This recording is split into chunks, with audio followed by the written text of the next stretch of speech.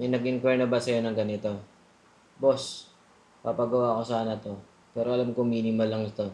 Kayang-kaya mo to, di ba boss? Oo, naranasan ko yan. Ito ang naging paliwanag ko dyan.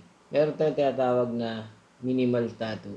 Na which is nakapaloob dito yung tinatawag nating words by itself na minimal. Minimal, it means from detail, from size, lahat minimal. Maliliit, konti lang, di ba?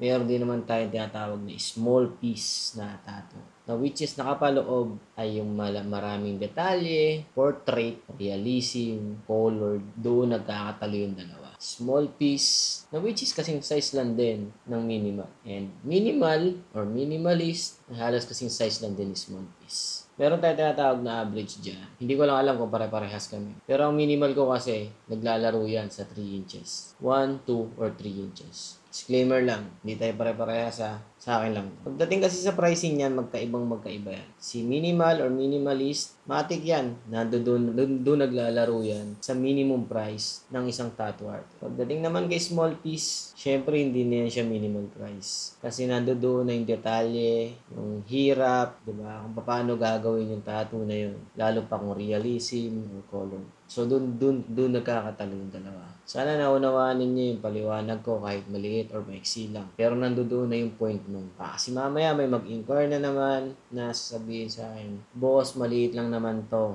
Alam ko yung mga pahaging nyo. Pero syempre, respect pa rin natin yung trabaho ng artist. Kung gaano niya kahirap gagawin, yung pyesa na pinapagawa ninyo. Wala kang pinatatamaan, ito'y punto lamang para maunawaan din ng ibang mga kliyente yung diferensya ng minimal or minimalist sa small piece.